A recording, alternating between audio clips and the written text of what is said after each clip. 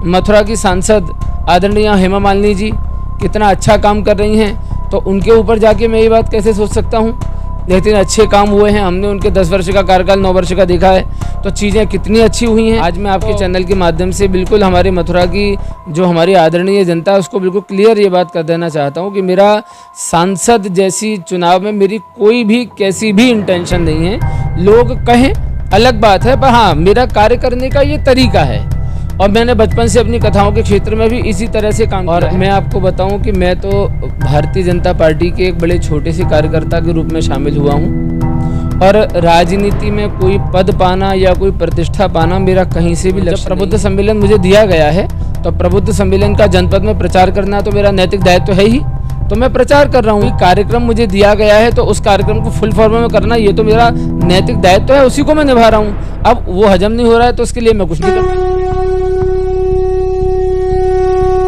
नमस्कार, मथुरा समाचार में आपका स्वागत है। 6 तारीख को भारतीय जनता पार्टी के द्वारा घोषित कार्यक्रम प्रबुद्ध सम्मेलन मथुरा में होने जा रहा है, जिसके जो संयोजक हैं पंकज शास्त्री हैं। महानगर और जिला कमेटी द्वारा दोनों के द्वारा ये कार्यक्रम होने जा रहा है, लेकिन कुछ बातें निकल के आ रही हैं जनता के द्वारा। कुछ सूत्रों से खबर मिल रही है कि आपसी सामंजस्य कुछ ठीक से बैठ नहीं पा रहा है महानगर और जिला कमेटी के बीच में। इन सब विषय को लेकर हम लोग आज बात करेंगे। जिला जो कार्यक्रम के संयोजक हैं पंकज शास्त्री जी उस विषय पर क्या कुछ कहना चाहेंगे और जानना चाहेंगे उनके राजनीतिक जो अब बातें चर्चा में चल रही हैं। ये भी चर्चा चल रही है कि वो जो कार्यक्रम कर रहे हैं और जिस तरीके का मथुरा में उनका प्रचार हर चौराहे और तिराहे पर देखने को मिल रहा है कि वो सांसद की तैयारी कर रहे हैं, तो इस पर क्या कुछ कहना चाहेंगे, इस पर भी बात करेंगे। शास्त्री जी, सबसे पहले मैं मथुरा समाचार में आपका स्वागत करता हूं। और जैसे कुछ सूत्रों के साथ खबर मिल रही है कि आपका जो कार्यक्रम किया जा रहा है बीजेपी का 6 तारीख को प्रबुद्ध सम्मेलन, इसमें कुछ आपसी खींचतान चल रही है जिला कमेटी और महानगर कमेटी के मध्य में।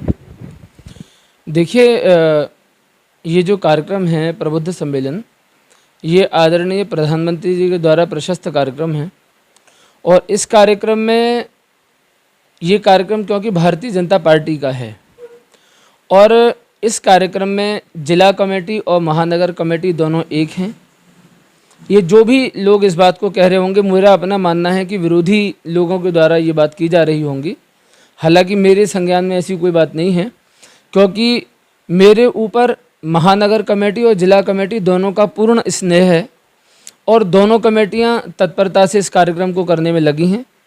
और विरोधियों के द्वारा जो भारतीय जनता पार्टी के प्रति गलत अफवाहें उड़ाई जा रही हैं, क्योंकि मेरा अपना अनुभव है, मैं दोनों कमेटियों के साथ बराबर हूं, सभी मेरे आदरणीय हैं, सभी मेरे बराबर आदर के पात्र मेरे लिए हैं और दोनों कमेटियों के लोग मेरे लिए बराबर स्नेह रखते हैं। और इन अफवाहों का जवाब तो 6 तारीख को जनता और भारतीय जनता पार्टी के कार्यकर्ता और दोनों कमेटियां आपको खुद दे देंगी, खुद मालूम पड़ जाएगा कि कुछ खींचतान है या नहीं।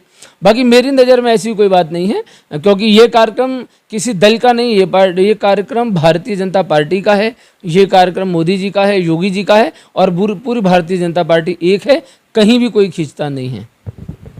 शास्त्री जी, कोई बात अगर उठती है तो कुछ ना कुछ उसमें ज़रूर ऐसा रहता है कि आप इसको नकार सकते हैं सिरे से, लेकिन चर्चा ऐसी यही चल रही है कि ये जो कार्यक्रम है, कुछ लोगों के द्वारा ये बात कही जा रही है कि ये कार्यक्रम व्यक्तिगत कार्यक्रम है या ये किसी के द्वारा प्रायोजित कार्यक्रम जो चल रहा है, इसमें सभी भारतीय जनता पार्टी के लोगों का कार्यक्रम नहीं है। इस तरीके की बातें चल रही हैं। अब आप कह रहे हो कि नहीं ऐसी कोई बात नहीं है, लेकिन कहीं से कोई बात तो उठ रही है। देखिए, पहले तो मैं इस बात का जवाब दूं कि ये कार्यक्रम व्यक्तिगत है, व्यक्तिगत नहीं है। ये कार्यक्रम भारतीय जनता पार्टी का है और ऑथराइज्ड है। और आप कहें तो मैं इसका प्रमाण भी आप लोगों को 1 मिनट दिखाई देता हूं, आप चालू ही रखिए, क्योंकि ये चीज़ें इस तरह से हो नहीं सकती हैं। कभी भी कोई भी कार्यक्रम कोई व्यक्तिगत तौर पर नहीं कर सकता है। मैं आपको दिखा देता हूँ। उत्तर प्रदेश से जो PDF मेरे पास आई है, जिसमें पूरा संलग्न है कि 6 तारीख का प्रबुद्ध सम्मेलन और अप्सरा पैलेस सायं 5 बजे और कार्यक्रम प्रमुख पंकज शास्त्री, ये पूरा ऑथराइज्ड कार्यक्रम है। अगर किसी के मन में ये वहम हो कि मेरा व्यक्तिगत कार्यक्रम है, तो ऐसा कुछ भी नहीं है। शास्त्री जी, चलिए आपने ये PDF दिखाई, तो मैं उन चर्चाओं को अब एक अंतिम विराम की तरफ भी ले जाता हूँ कि हो सकता है कि कुछ विरोधियों के कारण या कुछ ऐसी मानसिकता के लोगों के द्वारा ये बात करी गई हो। साथ के साथ दूसरी बात एक और पूछना चाहता हूँ कि आपका जो चर्चा है इस समय बाजार गर्म है कि पंकज शास्त्री जो है सांसदी के लिए तैयारी कर रहे हैं और उसके लिए सब जो है पूरा आप मजमा लगा रहे हो, ये बैनर, पोस्टर, होर्डिंग अखबारों में और ये सारी चीज़ें चल रही हैं, तो सांसदी की कोई बातचीत ऊपर हो गई है, कोई तैयारी शुरू कर दी है आपने, क्या चक्कर है? नहीं, देखिए ये सही बात नहीं है। और मैं आपको बताऊं कि मैं तो भारतीय जनता पार्टी के एक बड़े छोटे से कार्यकर्ता के रूप में शामिल हुआ हूं और राजनीति में कोई पद पाना या कोई प्रतिष्ठा पाना मेरा कहीं से भी लक्ष्य नहीं है। आज मैं आपके चैनल के माध्यम से बिल्कुल हमारे मथुरा की जो हमारी आदरणीय जनता है उसको बिल्कुल क्लियर ये बात कर देना चाहता हूँ कि मेरा सांसद जैसी चुनाव में मेरी कोई भी कैसी भी इंटेंशन नहीं है। लोग कहें अलग बात है, पर हाँ मेरा कार्य करने का ये तरीका है और मैंने बचपन से अपनी कथाओं के क्षेत्र में भी इसी तरह से काम किया है। बाकी आप देखिए हमारे मथुरा की सांसद आदरणीय हेमा मालिनी जी कितना अच्छा काम कर रही हैं, तो उनके ऊपर जाके मैं ये बात कैसे सोच सकता हूँ। लेकिन अच्छे काम हुए हैं, हमने उनके 10 वर्ष का कार्यकाल 9 वर्ष का देखा है, तो चीज़ें कितनी अच्छी हुई हैं, तो बहुत सी चीज़ें पॉजिटिव हैं।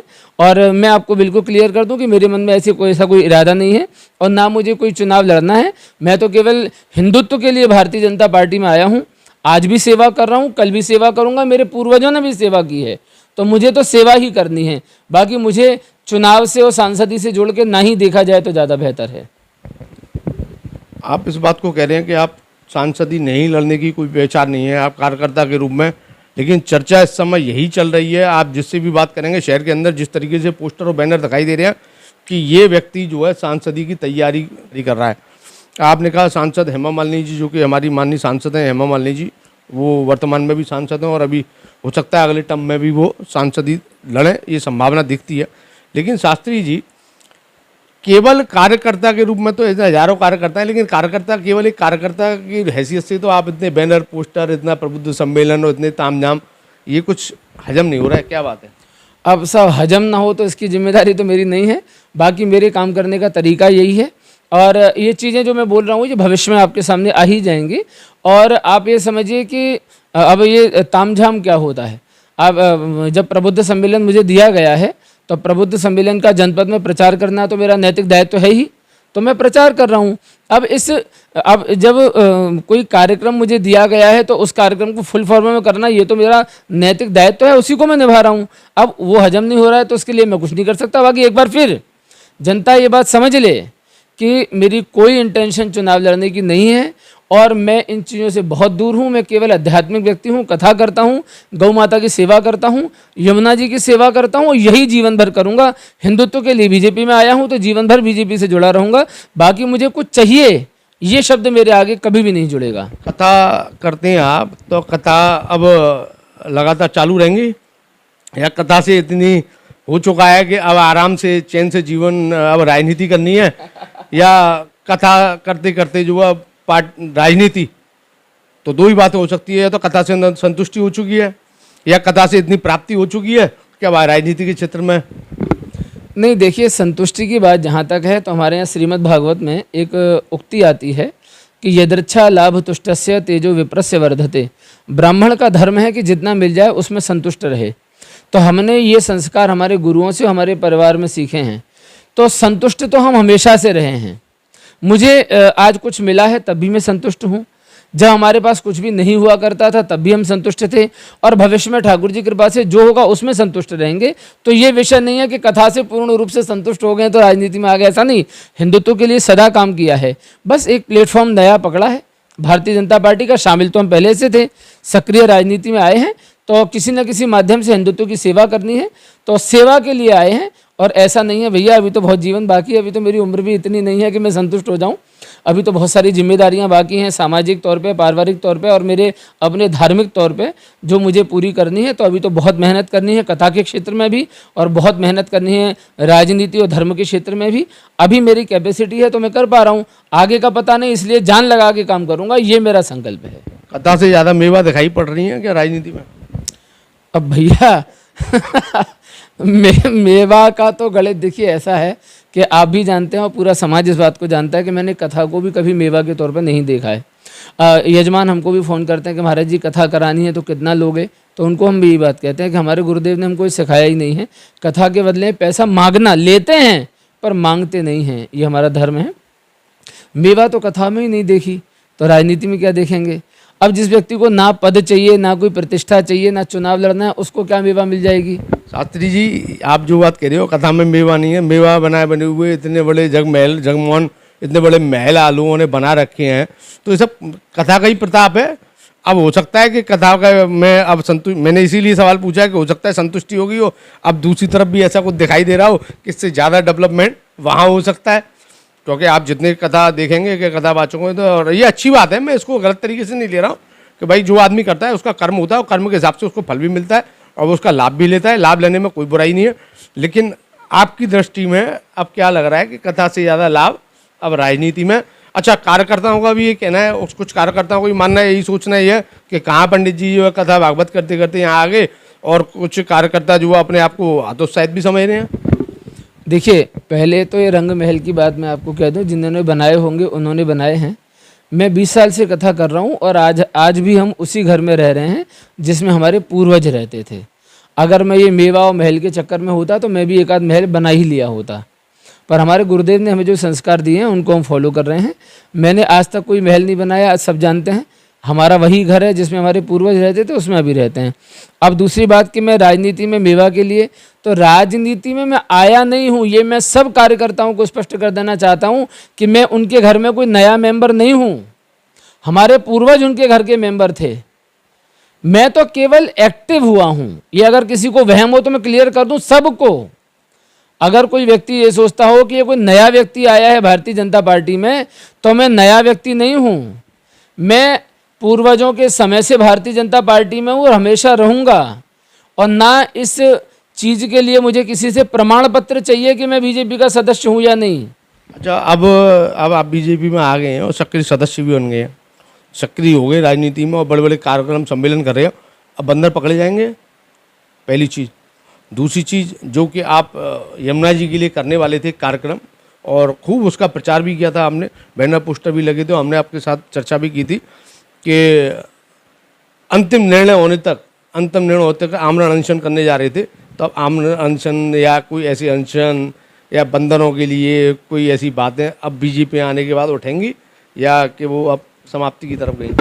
देखिए, मैं जिन मुद्दों को लेके जीवन जिया हूँ, अगर वो मुद्दे मेरे जीवन से निकल जाएंगे तो मेरा अपना आत्मसम्मान ही खत्म हो जाएगा। मैं भारतीय जनता पार्टी में आत्मसम्मान बढ़ाने आया हूँ, घटाने नहीं आया।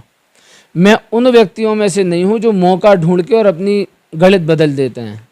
मेरी गणित मेरे जीवन पर्यंत कभी नहीं बदलेगी। बंदरों का जो विषय है वो नगर निगम का विषय है, और मैं नगर निगम में मेरा कोई हस्तक्षेप कहीं। मेयर साहब आपकी मुखर करके मुखर करके उठा सकते हैं कि नहीं?